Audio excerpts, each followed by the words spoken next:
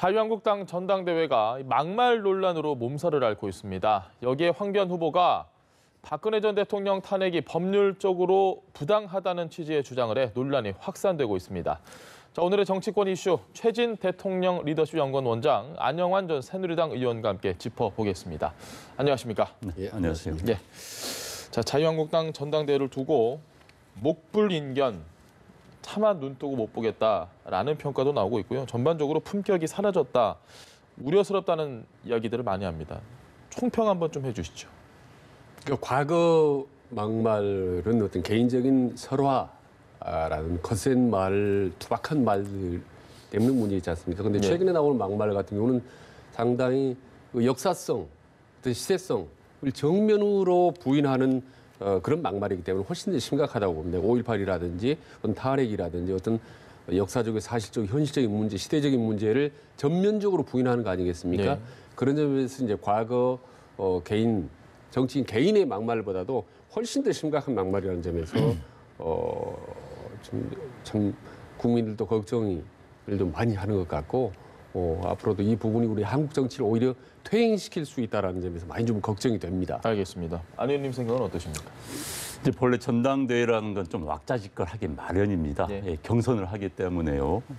그런데 이제 왁자지껄 하더라도 어떤 후보들의 비전, 정책을 가지고 서로 논쟁을 벌이면 좋은데 현재 이번 전당대회에서는 자꾸 부각되는 게 이른바 막말 논란이 부각되는 것, 이건 바람직하지 않지요. 네. 그래서 뭐 한국당이 상승세를 보였던 당 지지율도 깎아먹을 수 있는 거기 때문에 상당히 우려스럽다, 이렇게 말씀드리겠습니다. 알겠습니다.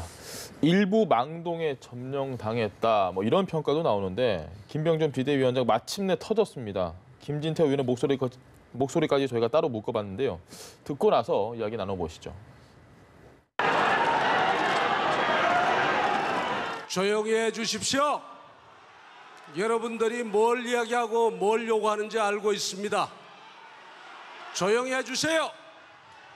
태극기 집회하시는 분들 너무 그렇게 좀 놀리거나 그러지 마십시오. 한번 시간 내서 한번 나와 보십시오. 그분들 그렇게 이상한 주의 주장하고 그러는 분들은 아닙니다. 저 야유 속에 지금 들리셨는지 모르겠는데 뭐 다른 영상들 보면 뭐 빨갱이라는 단어도 나오고요. 참 난감한 상황이 있습니다.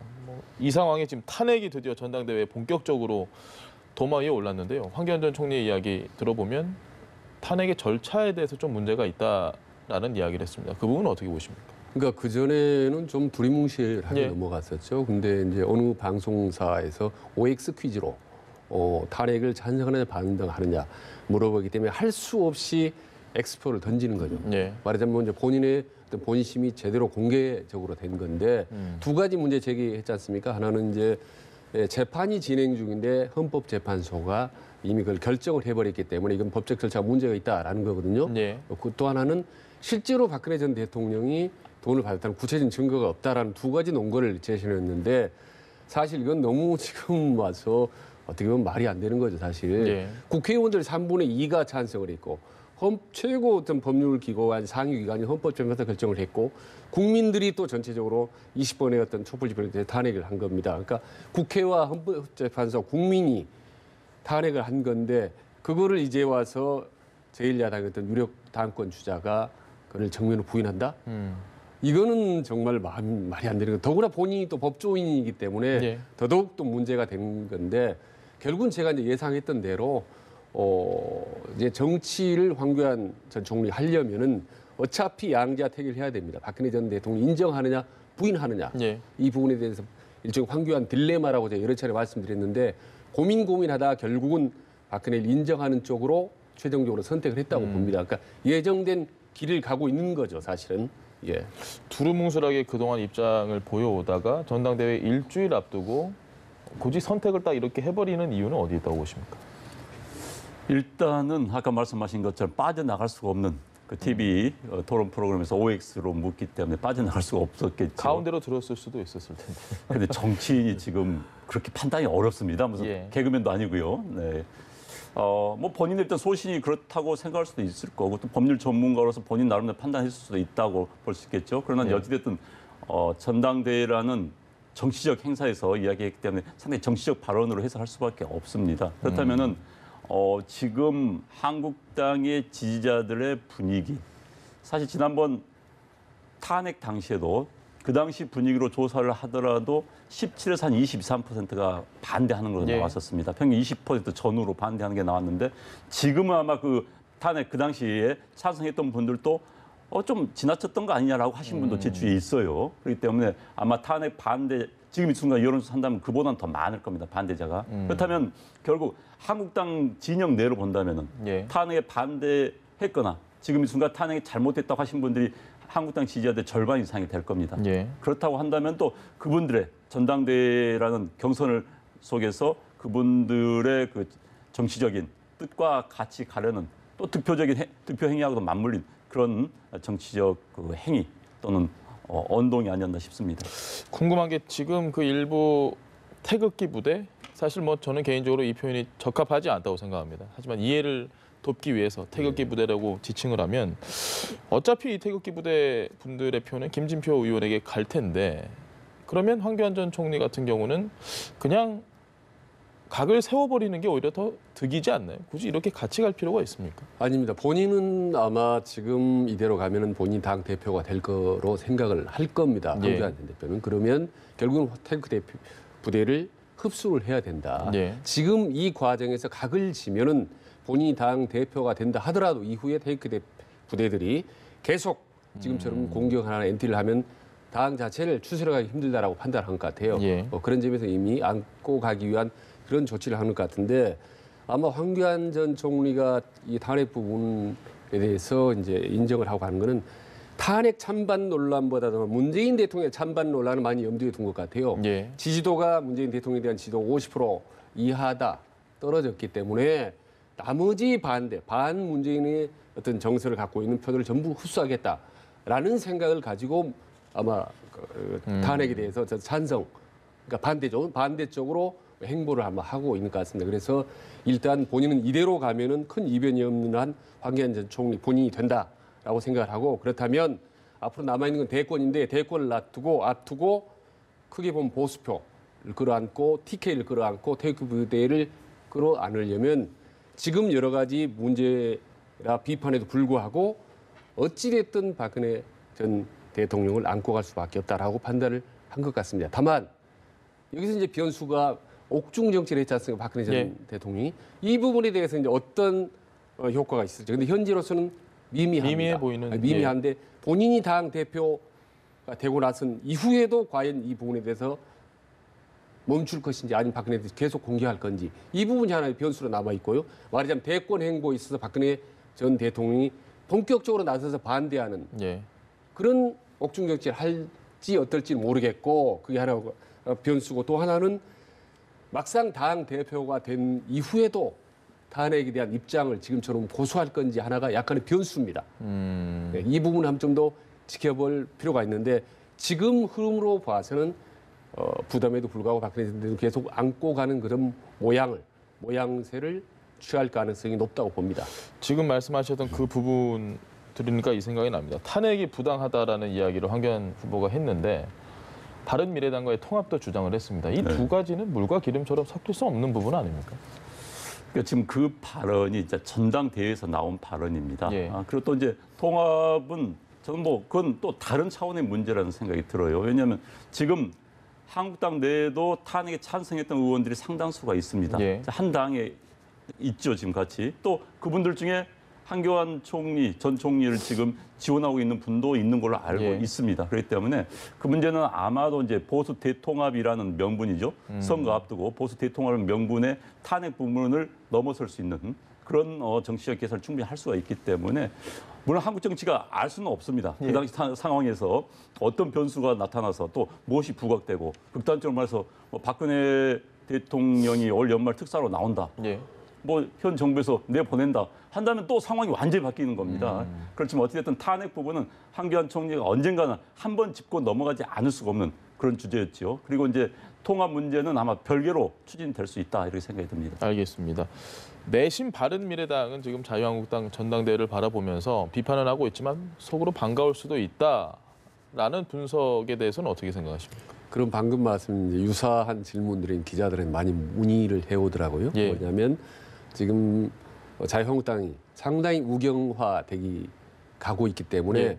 상대적으로 정체성이 모호했던 바른미래당의 입장이 보다 선명해졌다. 말하자면 중도라는 입장이. 예. 과거에 지금까지 중도는 애매모호한, 좌도 우도 아닌 애매모호한 입장이었는데 왼쪽 오른쪽이 확 갈라져 가고 있기 때문에 예. 오히려 바른미래당 입지가 좀 넓어진다는 겁니다. 상대적으로. 그래서 아주 양극단의 출신 세력을 제외하고 우리 중도끼리 한번 빅텐트를 이번에는 제대로 한번 만들어 보자라는 그런 여론과 생각들이 지금 바른미래당에서 좀 나오고 있는 것 같아요. 바른미래당은 근데 한국당을 대체할 보수의 성격만 또 지닌 건 아니잖아요. 뭐 진보적인 성격도 있는. 그렇죠. 상당히 딜레마에 빠질 수가 있습니다. 당의 정체성 문제 때문에. 일단 이제 기본적으로 한국 정치는 워낙 전투적입니다. 정치 행위 자체가요. 그렇기 때문에 중간에 있다는 것은 두 명의 친구를 가진 게 아니라 두 명의 적을 만들 수 있는 그런 소재가 굉장히 높습니다. 한국 역대 정치에서 중간에서 이른바 중간지대의 정당이 만들어 성공한 경우는 거의 없습니다. 예. 그렇기 때문에 성공 가능성이 일단 회의가 들고요. 두 번째는 이제 기본적으로 방금 말씀해 주신 것처럼 지금 진보 쪽 인사들과 보수 쪽 인사들이 일부 합쳐졌습니다. 예. 합쳐진 상태입니다. 그 두 그룹이 사실 하나로 된다는 건 굉장히 어려워요. 게다가 내년에 선거를 앞두고 특히 이제 진보 쪽 인사들은 호남 출신들이 많지 않습니까? 예. 호남 지역구를 두신 분들이 보수 정당 출신들과 같이 해서 선거에 이길 수 있다? 본인들 스스로 그 생각을 못 할 겁니다. 한국 정치가 올 연말에 엄청난 급변한 상태가 있지 않는 이상은요. 그다음에 한국당 자체가 완전히 오른쪽으로 극우 정당화 되지 않는 이상은 예. 그래서 아마 올 연말에 정계 개편이 된다면은 바른미래당의 중심이 아니라 바른미래당이 어떻게 나눠지는 그런 형태가 될 가능성이 현재로서는 더 높아 보입니다. 알겠습니다. 하나 보태다면은 지금 만약에 이번 이 상황이 계속 강경으로 가서 아주 강한 좌파, 강경 우파로 나누어진다고 한다면 예. 분류가 된다고 한다면은 지금 예를 들면 손학규라든지 이를테면 뭐 김무성, 정세균, 박지원, 유승민 이런 정치 중견 정치 지도자들은 어느 쪽도 아니거든요. 예. 결국은 이 사람들이 뭔가 앞으로 정치를 큰 정치를 해 나가려고 하면 어느 한쪽을 택해야 되는데 지금 이 상태로는 어느 한쪽을 택할 수가 없는 거죠. 점점 시간이 갈수록 더 아마 선택 입지가 좁아질 수밖에 없습니다. 근데 역으로 만약에 이 사람들의 무언의 공감대 형성이 되고 중도에 대해서 국민들이 힘을 실어준다면 오히려 입지라는 게 훨씬 더 넓어질 수가 있는 거죠. 예. 이 부분이 이제 가장 중요한 변수라고 보고 전당대회가 끝나면 3월, 4월 정도면 그 윤곽이 어느 정도로 상당히 좀 드러난다고 봅니다. 알겠습니다. 어제 오늘 인터넷 실시간 검색어 도배한 또 한 명의 인물이 있습니다. 김준교 청년 최고위원 후보 영상 준비했는데요. 보고 오겠습니다.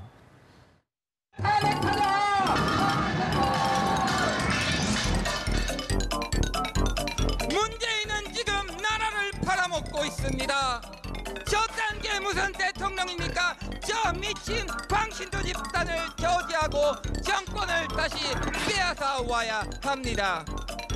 문재인은 반드시 탄핵될 것입니다.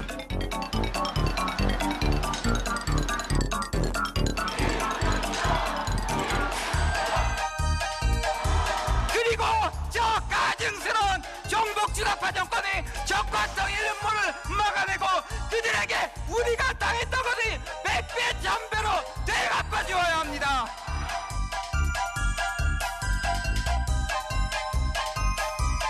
문재인을 탄핵하자! 문재인을 탄핵하자!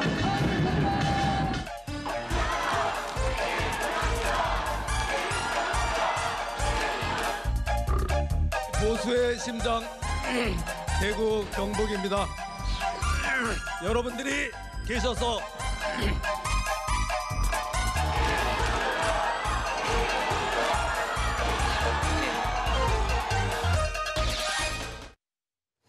이런 발언들 괜찮습니까? 지금 저 영상에 나온 김준교 후보의 저런 얘기들. 아예 당연히 안 좋죠. 저는 뭐 김준교라는 이름 석자를 처음 알았습니다. 이번에 예. 사건 터지고 나서. 많은 국민들이 그럴 겁니다. 그렇죠. 그리고 이제 뭐 장제원 의원 같은 것도 될 가능성이 0.1%도 안 된다고 그랬는데 어차피 정치는 해야 되겠고 가능성은 없고 존재감은 없으면 우리 속된 말로 사고 치는 방법밖에 없지 않습니까? 근데 이게 이제 또 먹혔죠. 또 우리 이제 종편들이 있고 하기 때문에 그래서 이거는 이제 노이즈 마케팅이라고 하기에는 한참 궤를 벗어난 뭐 더티 마케팅인데 이름 알리는 건 성공했죠. 예. 그러나 본인의 정치적인 이미지라든지 혹은 이후 훗날 정치 과정에서는 이 자체가 아마 본인에게도 두고두고 아마 족쇄가 될 겁니다. 알겠습니다. 안 의원님은 좀 어떻게 보셨습니까? 본인이 그런 이야기 했네요. 뭐 젊은 혈기에 다소 정제되지 않은 표현을 썼다라고 하는데 뭐 젊은 혈기라고도 할 수 있습니다. 많은 방금 이제 저도 본인의 발언이 경선 과정에서 모든 국민에게 노출되는 겁니다. 뭐 저런 이야기를 사적인 데서 이야기한 거 아무 상관이 없겠죠. 그런데 이제 노출된 상황에서 저런 발언이 논란을 일으키면은 전당대회가 희화화되는 겁니다. 그러니까 본인의 발언이 본인의 조직에 또 당에 어떤 영향을 미친지를 아주 세련되게 깊이 고민을 하고 발언을 해야 되는 것이 정치인입니다. 그다음 최고위원에 나왔던 건 정치 지도자를 하겠다는 이야기거든요. 그렇다면 본인이 보다 성숙한 그런 발언, 성숙한 자세가 필요하지 않을까 싶습니다. 알겠습니다. 김준교 후보에 대해서 한 가지만 딱 더 얘기를 해볼까 합니다. 자유한국당 지도부의 대응을 보면요. 김진태 데리고 나가라 이 얘기했던 조대현 후보에게는 징계가 내려졌는데 지금 저런 좀 약간 듣기 불편한 저런 이야기를 해도 뭐 아무 얘기가 없습니다. 이런 부분은 저희가 어떻게 해석을 해야 될까요? 그러니까 일종의 지금 전당대회로 보면 좀 보수 잔치가 된 것 같아요. 대입기 부대가 뭐 비판을 받지만은 전당대회 때마다 분위기를 완전히 주도하지 않습니까? 그리고 뭐 오세훈 후보 같이 뭐 중도적인 발언은 묻혀버리고 있는 상태인데 일종의 말하자면 지금 보면 상당히 좀 자유한국당이 감정에 휩싸이지 않나. 과거에 박근혜 대통령이 어떤 기둥이 허무하게 무너져 내렸고 그다음에 최근에 문재인 대통령이 몇 가지 일련의 어떤 실정도 있고 그럼 과거의 억하심정과 문재인 정부에 대한 반감, 불만 이런 감정들이 얽혀서 냉철한 이성적인 판단보다는 감정들이 분출하는 그래서 누가 더 세게 분출하나 감정을 이런 이상한 전당대회가 돼버린 것 같아요. 그래서 아마 황교안 전 총리가 될 경우에는 아마 이런 유사한 경우가 더 많이 생기지 않을까. 강경 일변도로 치달으면 결국 본인들의 생각과는 달리 여당의 입지만 더 넓혀주는 그리고 역설적으로도 국민들의 지지도가 오히려 떨어져 나가는 그런 또 역설적인 현상을 맞이할 가능성이 높다고 봅니다. 한국당 지도부에 대해서 안 의원님 생각은 어떠십니까? 그래서 전 기본 징계는 저도 반대합니다. 왜냐하면 전당대회에서 나온 발언이거든요. 부적절하더라도 저 발언 자체가 뭐 전당대 행사 진행을 방해했다거나 다른 후보에게 나쁜 영향을 줬다거나 한다면 뭐 징계를 해야겠지만 그렇지 않은 상태에서 전당대회에서 한 발언을 가지고 징계한다. 저는 그 바람직하지 않다고 보고요. 저 발언을 가지고 이제 당원들이 판단을 하겠죠. 저 발언이 적절했고 우리 당이 이익이 된다면 투표를 해서 최고위원이 될 것이고 당원들 판단이 저 발언 때문에 당이 악영향을 미쳤다. 여론이 더 나빠졌다 한다면 투표를 하지 않을 것이고 당원들이 결국 평가를 할 수밖에 없습니다. 알겠습니다.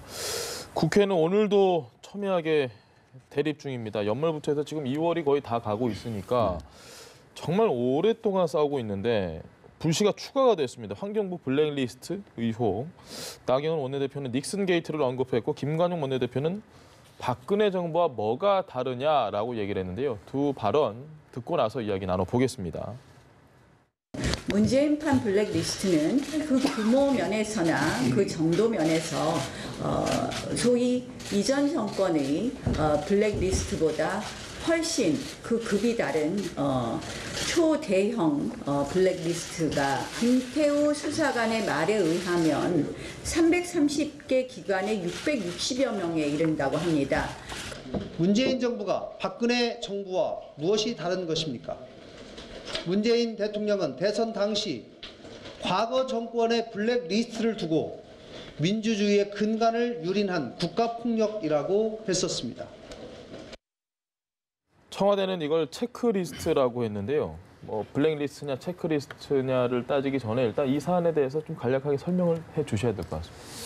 그러니까 이제 김태우 수사관이 환경부에서 이른바 전임 정권에서 임명한 뭐 산하단체의 장이라든지 감사들 또 이사들의 리스트를 가지고 이제 청와대 보고를 했다는 거 아니겠습니까? 그런데 이제 그 리스트를 이제 고발이 들어갔고 그래서 조사를 하다 보니까는 이제 표적 감사 그러니까 이제 청와대에서 전 정권에서 임명했던 산하단체 임원이라든지 뭐 기관장에 대해서 사표를 내라. 예. 못 내겠다. 임기 채우겠다. 그러면 감사 들어갔다. 그런데 거기 내용을 보면 이제 끝까지 사표 낼 때까지 표적 감사한다. 뭐 뒷조사한다. 이런 이야기가 나왔기 때문에 문제가 되는 것이죠. 또 그러기 위한 리스트이기 때문에 블랙리스트라는 이야기가 나온 겁니다. 네. 그래서 저는 이제 사실 이 정부가 할 말이 없게 생겼어요. 본인들은 블랙리스트 가지고 전 정권 인사들을 얼마나 비난을 하고 얼마나 사법처리를 했었습니까? 그런데 지금 나온 건 말 그대로 블랙리스트입니다. 예. 그리고 또 환경부 직원들이 현재 나온 보도대로라면은 검찰과 진술을 했습니다. 그리고 또 청와대에서 인사수석에서 지시를 받았다는 이런 보도까지 나오고 있거든요. 네. 그렇기 때문에 청와대는 무슨 체크리스트라고 하면은 지난 개도 웃을 노릇이고요. 정말 전 정권에서 임명했던 사람들 빨리 내보내기 위해서 표적 감사하겠다 이겁니다. 핵심은 그건데 그걸 체크리스트다 그런 건 말이 안 되는 거고요. 어쨌든 이 문제에 대해서는 야당도 국회에 들어와서 따져야 되는 겁니다. 예. 밖에서 저렇게 할 게 아니라 따져서 이 문제는 이 현 정부의 도덕성과 굉장히 관련이 돼 있고요. 그리고 정권이 바뀐다 해서 전 정권의 인사라고 해서 예. 마음대로 뒷조사하고 몰아내는 거 이런 일은 되풀이돼서는 안 되는 겁니다. 이번 기회에 이 문제를 확실히 밝혀가지고 다시는 이런 일이 이건 그야말로 적폐 중에 적폐입니다. 이런 적폐야말로 뿌리를 뽑아야 되는 겁니다. 알겠습니다. 체크리스트, 블랙리스트. 최 원장님 생각은 어떠십니까? 그게 참 미묘한 문제인데요. 저도 이제 청와대에서 근무하면서 이런 유사 업무를 했지만 과거 정부도 그렇고 앞으로도 블랙리스트나 화이트리스트는 있을 수밖에 없습니다. 예, 장담컨대 예. 새로운 정부가 들어서더라도 왜냐하면 지금 문재인 정부가 체크리스트라고 얘기를 했지만은 이 구분이 경계선이 애매모호합니다. 누가 잘못했고 누가 했고 이 부분을 어떻게 했고 하는 부분은 어차피 작업을 해야 되는 건데 그래서 블랙리스트와 화이트리스트는 어차피 그걸 뭐죠 불가피한 예. 필요 같은 그런 어떤 독직권자의 불가피한 부분입니다. 다만 이 문제가 처음으로 박근혜 정부에서 불거져서 김규춘이라든 조윤선 장관 이런 사람들이 어떤 구속되지 않습니까? 예. 처벌을 받았기 때문에 이 정부에서 이런 유사한 케이스가 나왔을 경우 뭐라고 문재인 정부 이 부분에 대해서는 해명을 하고 돌파해야 될 것이냐. 그건 체크리스트라고 했는데 솔직히 말씀드리면 아주 모호하죠. 그 부분에 대해서 적법한 명쾌하게 설명하기는 적법한 감독권의 행사다라고 적법 관계다라고 이해하기는 사실 애매한 부분이 있습니다. 애매모호한 부분이 있죠. 이 부분에. 그리고 예를 들면 이제 특별활동비 같은 경우도 과거 정부도 있었고 앞으로 새로운 정부에도 반드시 있을 수밖에 없는 경우입니다. 이런 게 일종의 필요악 같은 부분인데 이 부분을 드러내서 단죄로 할 경우에 언제든지 유사한 케이스로 또다시 발목을 잡힐 수가 있다. 그걸 우려했었는데 역시 아니라 들까 이번에 환경부 블랙리스트가 나왔습니다. 이 부분에 청와대가 어떻게 해명하고 넘어갈지 매우 궁금한 부분이죠. 알겠습니다. 저는 이제 이게 현 정부가 말 그대로 체크리스트라고 한다면 뭐 이 정도면 체크리스트겠지요. 자, 산하기관 단체장들의 임기가 얼마 남았는지 올려 보내라. 예. 그래서 임기가 얼마 남은 사람들 한번 체크를 한번 해보자라든지 아니면 산하기관장들의 업무가 지금 어느 정도 잘하고 수행을 잘하고 있는 거 그건 체크리스트 맞습니다. 예. 그러나 전 정권에서 임명했다는 거 리스트 따로 맞는 거 이건 블랙리스트죠. 게다가 이 사람들은 사표 낼 때까지 표적 감사했다는 거 진짜 블랙리스트죠. 게다가 이 정권에서 유사한 행위를 했다는 이유만으로 김기춘 전 청와대 비서실장, 조윤선 정무수석을 직권남용으로 고발해가지고 지금 사법처리를 구속돼서 지금 재판 중이지 않습니까? 그런 일을 했기 때문에 이 정부가 할 말이 없는 겁니다. 본인이 했던 것과 지금 똑같은 일을 하고 있음에도 불구하고 이걸 체크리스트라고 하기 때문에 더 청와대 대변인 발언 자체가 희화될 수밖에 없는 거죠. 그러니까 하나만 더 붙이면 요즘에 업무의 편의상 약간 이제 좀 디테일한 부분 쓸 수도 있습니다만은 업무의 편의를 위해서 자 사표 낼 때까지 이 사람은 표적 감사해라 이렇게 할 수가 있습니까? 그러니까 그건 업무 편의를 넘어선 것이죠. 할 수 있는데 이를테면 이제 그거를 김태우 전 이제 감사관이 그걸 폭로해버렸다는 부분에 대해서 드러나 버렸지 않습니까? 이렇기 때문에 드러나 버리면 일단 팩트로 나타나 버리면은 매우 난처한 입장에 처할 수밖에 없죠, 사실은. 그러니까 말하자면 안 의원님 같이 이렇게 맹렬하게 이런 부분을 지적을 하고 비판을 할 경우에 뭐라고 별명을 하도 사실 매우 궁색해지는 건 솔직히 사실인 거죠. 검찰 수사 결과를 저희가 좀 더 지켜본 다음에 이 문제는 다시 이야기해 보도록 하겠습니다. 두 분 말씀 오늘 여기까지 들어야 될 것 같습니다. 시간이 없어서 지금까지 최진 대통령 리더십 연구원 원장 그리고 안영환 전 새누리당 의원과 함께 이야기 나눠봤습니다. 말씀 고맙습니다. 예, 고맙습니다.